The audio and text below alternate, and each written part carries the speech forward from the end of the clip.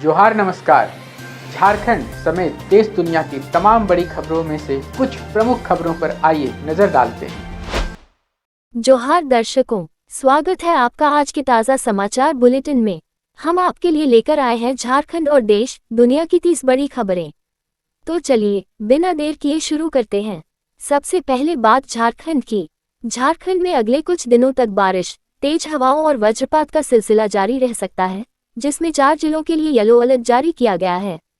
मौसम विभाग और प्रशासन ने लोगों से सतर्क रहने और अनावश्यक रूप से घर से बाहर न निकलने की अपील की है।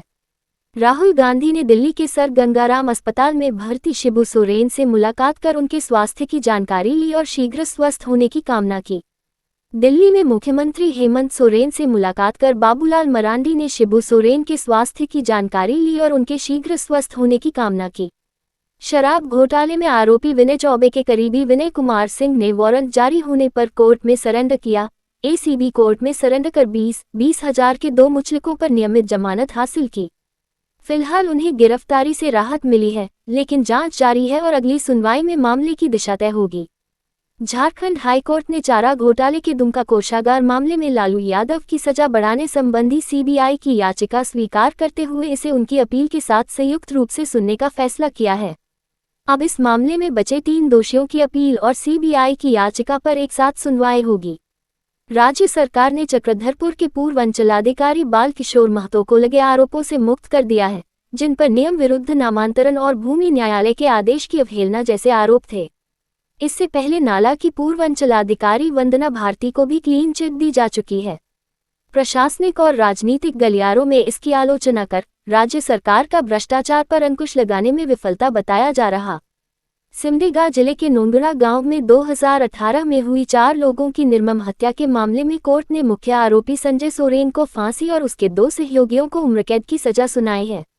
ये सिमडेगा में 25 वर्षों बाद फांसी का पहला फैसला है, जो न्याय व्यवस्था की कठोरता और न्याय दिलाने की प्रतिबद्धता को दर्शाता है। डुमरी विधायक जयराम महतो पर एक महिला ने सोशल मीडिया के माध्यम से अभद्र टिप्पणी कर छवि खराब करने का आरोप लगाते हुए रांची के अरगोड़ा थाने में एफआईआर दर्ज कराई है। पुलिस ने जांच शुरू कर दी है, जबकि विधायक की ओर से अब तक कोई बयान नहीं आया है। कांग्रेस ने हेमंत कैबिनेट के अपने 4 मंत्रियों और सभी 16 विधायकों से 3 महीने के कामकाज की रिपोर्ट मांगी है, जिसे इसी सप्ताह पेश करना है। पार्टी संगठन में बड़े बदलाव की तैयारी के बीच सभी नेताओं को 14 जुलाई को दिल्ली बुलाया गया है, जहां राहुल गांधी से मुलाकात कर कार्यों की समीक्षा की जाएगी। ईडी की जांच में बड़कागांव के पूर्व मंत्री योगेंद्र साव के अवैध बालू कारोबार में लिप्त होने का खुलासा हुआ है, जिसमें स्थानीय पुलिस अधिकारियों की मिलीभगत भी सामने आई है। छापेमारी के दौरान मिले मोबाइल डाटा, गवाहों के बयान और जब्त दस्तावेजों के आधार पर ईडी ने साव परिवार और उनके करीबियों को समन जारी करने की तैयारी की है। ईडी ने बताया, छापेमारी के दौरान भी कई पुलिसकर्मियों के नंबर से बालू गाड़ी के नंबर और ट्रिप संबंधित कॉल मैसेज आ रहे थे। राज्य सरकार सभी सरकारी अस्पतालों में मरीजों और उनके परिजनों के लिए मुफ्त वाईफाई सेवा शुरू कर रही है, जिससे स्वास्थ्य जानकारी और डिजिटल सेवाओं तक आसान पहुंच सुनिश्चित हो सके। धनबाद रेलवे अस्पताल के ऑपरेशन थिएटर में फॉल सीलिंग गिरने से एक कर्मी घायल हो गया, जबकि मरीज बाल बच गया। हादसे के दौरान सीलिंग से एक कुत्ता भी गिरा। ये घटना अस्पताल की लचर सुरक्षा व्यवस्था और नियमित निरीक्षण की कमी को उजागर करती है, जिस पर अब सख्त कार्रवाई की मांग उठ रही है।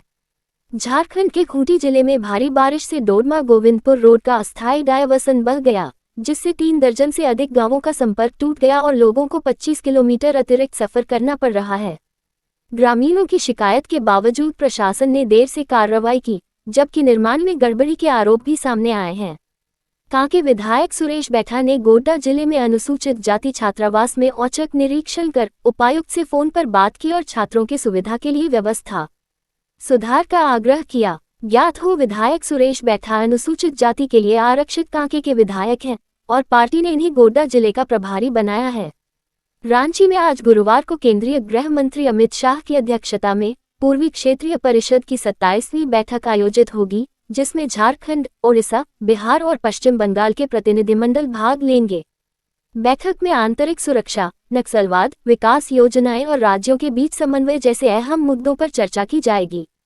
खूंटी के एरमेरे गांव में मजदूरों ने आरोप लगाया है कि पौधारोपण कार्य के बदले उन्हें वन विभाग द्वारा मनोरंजन बैंक के नकली नोट दिए गए, जिससे उनमें आक्रोश है। वन विभाग ने आरोपों से इनकार किया है, जबकि स्थानीय लोग मामले की निष्पक्ष जांच की मांग कर रहे हैं। ऐसे मामले में सख्त कार्रवाई जरूरी है। धनबाद मंडल के कोडरमा स्टेशन पर 9 जुलाई को चलाए गए किलाबंदी टिकट चेकिंग अभियान में बिना टिकट या अनियमित यात्रा कर रहे 116 यात्रियों से 90,825 रुपये जुर्माना वसूला गया। रेलवे ने यात्रियों से उचित टिकट लेकर ही यात्रा करने और निर्धारित श्रेणी में ही सफर करने की अपील की है। कई यात्रियों ने ट्रेनों में हो रही चोरी पर भी ऐसी तत्परता दिखाने का रेलवे प्रशासन से आग्रह किया। रामगढ़ में भारी बारिश से भैरवी नदी और दामोदर का जलस्तर बढ़ने से छिन्नमस्तिका मंदिर परिसर में पानी भर गया, दुकानों को नुकसान हुआ और प्रशासन ने श्रद्धालुओं से सतर्क रहने की अपील की है। स्नान करने में डूब रहे एक युवक की स्थानीय लोगों ने बचाई जान। रांची के हिनू में टेंडर हॉट स्कूल की बस का ब्रेक फेल हो गया, जिसमें करीब 30 बच्चे सवार थे, लेकिन सहचालक की सूझबूझ से बड़ा हादसा टल गया। इस घटना से 2 लोगों को मामूली चोटें आईं और 1 घंटे से अधिक समय तक साकेत नगर मार्ग पर जाम की स्थिति बनी रही। स्कूली बस में ऐसी लापरवाही बड़ी घटना को आमंत्रित करने वाली है।